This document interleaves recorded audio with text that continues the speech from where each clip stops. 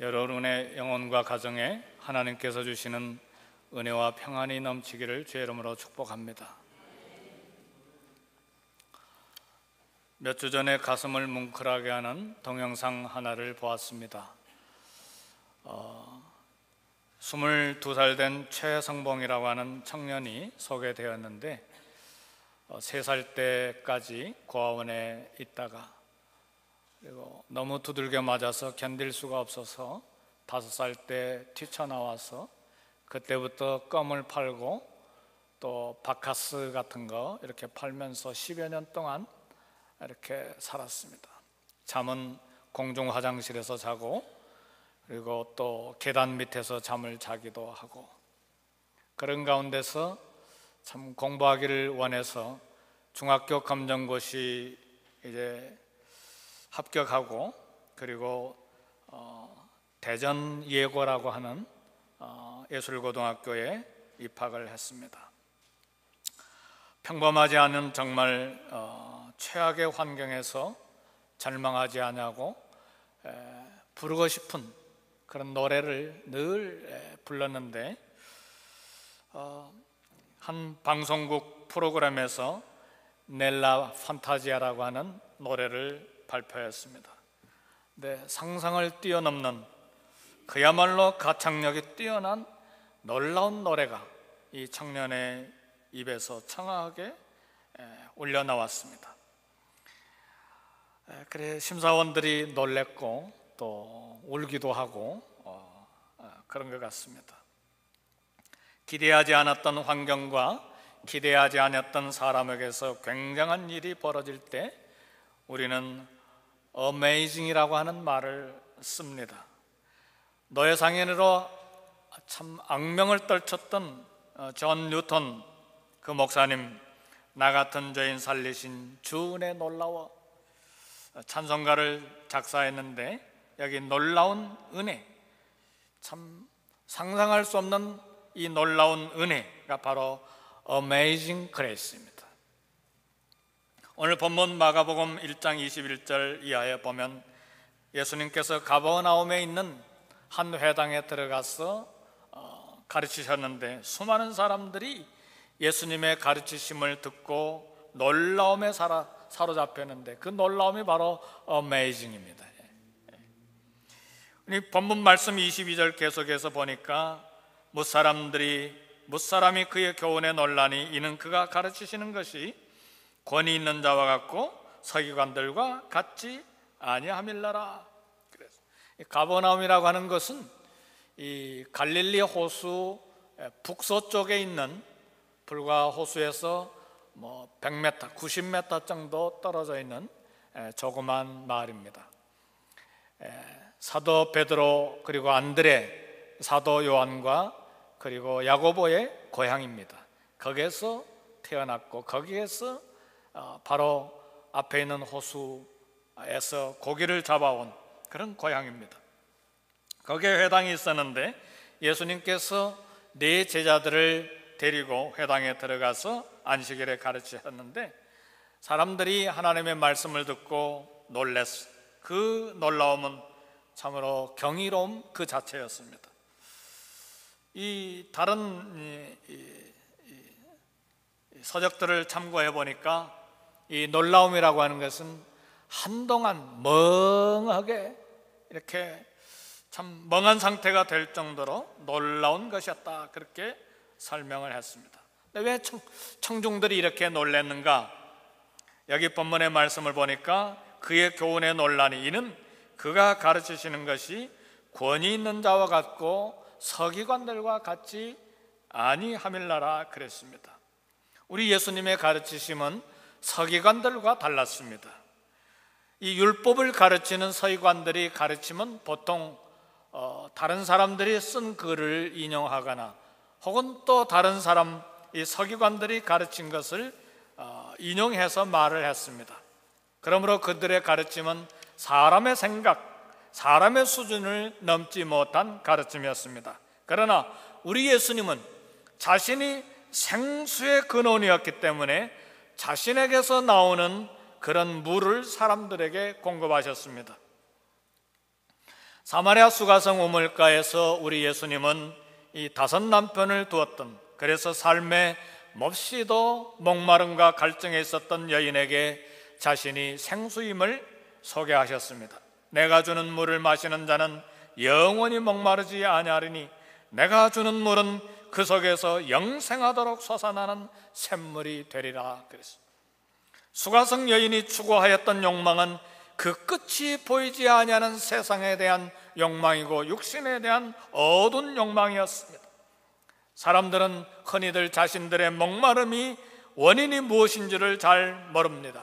그래서 안목의 정욕에 빠지고 자신의 삶을 자랑하고 육신의 정욕을 채우려고 그 욕망을 만족시키려고 애를 씁니다. 그러나 이러한 욕심들은 구멍이 뚫린 항아리와 같아서 그 끝이 없기 때문에 영원히 채워지지가 않습니다.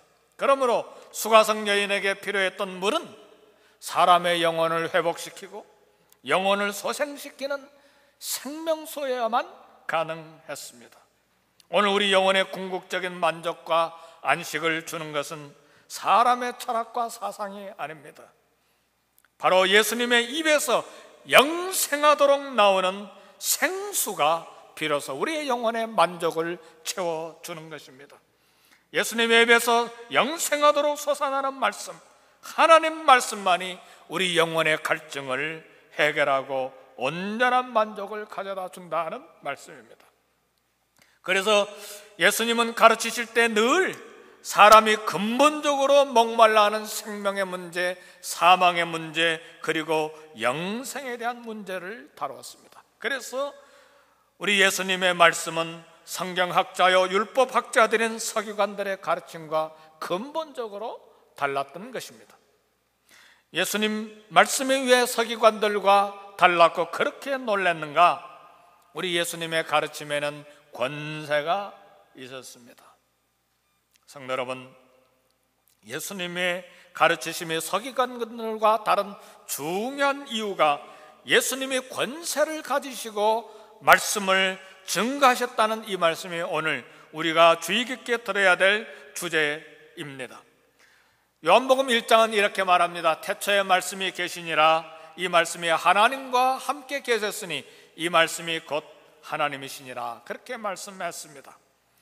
하나님이신 말씀이 육신이 돼서 사람이 돼서 이 땅에 오셨는데 그분이 바로 우리 예수님입니다. 그러므로 예수님의 가르침은 서기관들과 근본적으로 다른 하나님의 권세가 있었습니다.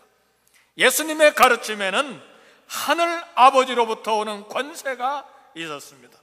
그리고 예수님은 그 말씀 자체였습니다. 그러므로 우리 주님이 하나님의 말씀인 성경을 말씀하시고 서기관들과 달리 어떻게 말씀하셨느냐? 그 안에서 스스로 생수가 흘러나왔기 때문에 다른 말을 인용하지 아니하고 다른 랍비들의 말을 인용하지 아니하고 진실로 진실로 내가 너희에게 이르노니, 생수의 근원이기 때문에 직접 자신에게서 나오는 생명의 말씀을 사람들에게 말씀하셨습니다. 그러므로 가버나움 회당에서 사람들은 예수님의 가르치심을 받았을 때에 권세를 느꼈습니다. 여기에 권세를 느꼈다는 말은 그 말씀에서 영적인 파워를 느꼈다는 말입니다. 사랑하는 성도 여러분, 영적인 파워는 성령께서 역사하실 때 나타나는 현상입니다. 하나님 말씀이 가지시는 이 놀라운 신비한 능력은 성령의 능력에 있고, 그리고 이 말씀이 성령의 능력과 함께 우리에게 도착할 때에 그 말씀은 귀로만 들리는 것이 아니고 우리 영혼에, 우리 가슴에, 우리 마음에 이 말씀이 전달되는 것입니다. 그래서 우리는 말씀을 듣고 배우는 우리 모든 성도들에게 이 부분은 굉장히 중요합니다. 우리가 말씀을 받을 때에 거저 받는 것이 아니고 성령의 능력을 통해서 이 말씀을 받아야 합니다. 어떤 사람들은 설교자의 말에 관심이 없습니다. 때로는 조롱하기도 하고 때로는 빈정거리기도 하고 때로는 저 내 생각과 같지 않다 이렇게 판단하기도 합니다. 그런데 어느 날 갑자기 그 말씀이 그들의 가슴을 파고들기 시작할 때가 있습니다. 이때야말로 성령께서 이 말씀의 권세에 함께 역사하실 때 나타나는 현상입니다. 그래서 말씀을 팔짱을 끼고 듣고 있다가 팔을 풀기 시작하고 꼬고 있던 다리도 풀고 온 마음으로 설교에 집중하게 되는 것입니다. 그리고 그 순간부터 울기도 하고 손으로 무릎을 치기도 하고 감격하게 되는데, 바로 이것이 성령님을 통해서 말씀을 듣게 될 때 나타나는 현상입니다. 사랑하는 성도 여러분, 말씀을 들을 때 성령의 기름 부으심이 있어서 말씀을 듣는 축복이 있기를 주의 이름으로 부탁합니다. 가버나움 회당에 있었던 사람들은 예수님께서 설교를 시작하셨을 때 아마 무시하는 마음이 있었을 거예요. 저 목수의 아들 무슨 변변치 않는 이야기를 할 것인가? 무슨 선지자가 그 마을에서 나겠나? 이 나사렛 가난한 동네에서 온 이 청년이 무슨 말을 할 것인가? 그러나 어느 순간 그들은 예수님의 말씀에 빠져들기 시작했는데, 예수님의 말씀이 그들의 마음을 터치하기 시작했습니다. 그들의 영혼을 만지기 시작하고 그들의 마음속 깊은 곳에 있는 상처를 치료하기 시작했습니다. 말씀은 살았고 운동력 있어 관절과 골수와 혼을 찔러 쪼개기까지 한다고 했어요. 이것이 오늘 우리의 소원이 되어야 돼요. 말씀의 권세는 놀랍습니다. 교회 역사를 보면 성령의 능력을 덧입는 말씀의 권세가 나타난 수많은 사건들이 소개되어 있습니다. 사도행전 우리의 말씀 보면 베드로가 오순절날 예루살렘에 모인 수많은 유대인들, 유월절을 지키기 위해서 적어도 13군데 15군데에서 오는 디아스포라된 수많은 유대인들이 예루살렘 성에 몰려들었는데, 이때 베드로가 말씀을 전했을 때 그 설교를 들은 수많은 사람들의 마음이 찔렸어요. 권세 있는 말씀 앞에서 거룩한 두려움과 가슴에 견딜 수 없는 통증이 일어났어요. 그래서 이 모인 사람들이 사도 베드로와 다른 사도들에게, 형제들아, 우리가 어찌할꼬? 어떻게 하면 좋겠냐? 이때 베드로가 말하기를, 회개하고 각각 예수 그리스도의 이름으로 세례를 받고 죄사함을 받아라. 그리하면 성령의 선물을 받으리니. 그날로 3,000명이 회개했습니다. 이게 말씀의 역사입니다. 성도 여러분, 한 목회자가 평생 목회한다고 해도 3,000명이 모이겠습니까? 근데 하루에 3,000명이 주님 앞에 돌아왔어요. 이게 성령이 역사한 결과입니다. 성령이 역사한 결과로 말씀의 권세가 사람들의 심장을 파고들었을 때 나타난 놀라운 역사입니다.